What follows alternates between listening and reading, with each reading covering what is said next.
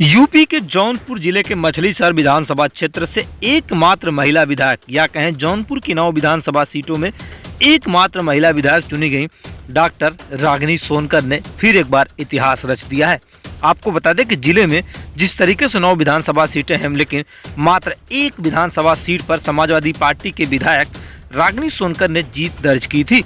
इस सीट पर अखिलेश यादव के बेहद करीबी माने जाने वाले आपको बता दें कि कद्दावर नेता का टिकट काट के रागिनी सोनकर पर समाजवादी पार्टी ने भरोसा जताया और रागिनी सोनकर ने इस भरोसे पर खरा उतरा। आपको बता दें कि सड़क से लेकर सदन तक एक्टिव रखती हैं विधायक बनने के बाद रागिनी सोनकर काफ़ी एक्टिव रहती हैं। यहाँ तक आपको बता दें कि एक लोकप्रिय राजनेता के तौर पर जानी जाती हैं। सड़क से लेकर सदन तक उनकी एक्टिविटी लगातार बरकरार है। सदन में भाषण की चर्चाओं में भी एक्टिव रहती है। रागिनी सोनकर यूपी विधानसभा की महिलाओं में स्पेशल सत्र में हिस्सा लेते हुए जोरदार भाषण दिया। उन्होंने आपको बता दें इस महिला के सरोकार से जुड़े मुद्दों पर अपनी बातों को रखा। सदन में लोहिया का भी जिक्र किया रागिनी सोनकर। उन्होंने अपने भाषण में राम मनोहर लोहिया का जिक्र करते हुए रागिनी सोनकर ने कहा कि लोहिया जी ने कहा था कि देश का विकास तभी होगा जब देश की नारी का विकास होगा। महिला प्रतिनिधित्व की पर जताई चिंता उन्होंने कहा। रागिनी सोनकर ने कहा कि भारत में सिर्फ 9% महिलाएं जनप्रतिनिधि के रूप में काम करें, जबकि दुनिया में विकसित देशों में 30% है। तो कहीं न कहीं भारत में और महिलाओं को जगह देनी चाहिए, जिससे चाहे विधानसभा की बात करें चाहे लोकसभा की बात करें, तमाम अहम पदों पर महिलाओं को और मौका देना चाहिए। आपको बता दें जिस तरीके से तकरीबन 90,000 मत पाकर चुनाव जीतने वाली रागिनी सोनकर इन दिनों अपने क्षेत्र में लगातार बनी रहती हैं। रागिनी सोनकर जो कि जिस तरीके से 2022 विधानसभा चुनाव संपन्न होने के बाद जिस तरीके से चाहे कोई भी विधायक को जनपद की 9 विधानसभा की बात कर लें, जिस तरीके से रागिनी सोनकर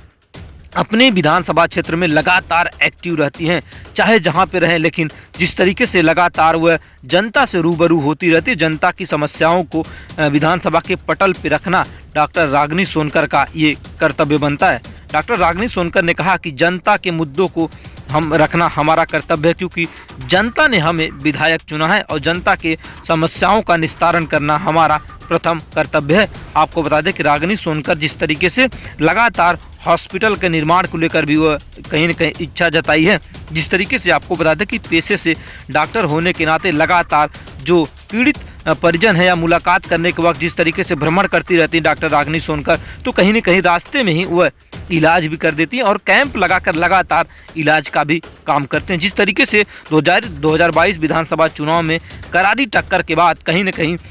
रागिनी सोनकर ने जीत दर्ज की और जीत दर्ज करने के बाद जनता के भरोसे पे खरा उतर रही डॉक्टर रागिनी सोनकर। जिस तरीके से आपको बता दें कि समाजवादी पार्टी ने इन्हें मौका दिया और उस मौके पे और लगातार उन्होंने आपको बता दें कि कार्य कर रहे हैं। जिस तरीके से 1 साल होने वाले हैं, लेकिन रागिनी सोनकर अपने जिस तरीके से आपको बता दें कि कार्यों को लेकर लगातार चर्चाओं में रहती हैं, चाहे विधानसभा की बात कर लें और चाहे अपने क्षेत्र विधानसभा क्षेत्र में लगातार वो भ्रमण करती रहती हैं और लगातार सड़क और हॉस्पिटल जैसे तमाम मुद्दों पर सीधे जनता से रूबरू होती हैं और जनता की समस्याओं को उच्च अधिकारियों तक या कहें विधानसभा के पटल तक रखने का कार्य लगातार डॉक्टर रागिनी सोनकर कर रहे हैं। आपको बता दें कि रागिनी सोनकर की पकड़ जनता में बेहद मजबूत मानी जाती है और जिले में सबसे मजबूत नेता के तौर पर उभरती नजर आ रही हैं डॉक्टर रागिनी सोनकर, क्योंकि जिस तरीके से विधानसभा चुनाव में करारी टक्कर कहीं न कहीं बीजेपी को देकर और उन्होंने चुनाव जीत दर्ज की, क्योंकि इस सीट पर कई अहम लोगों की जिम्मेदारी थी, लेकिन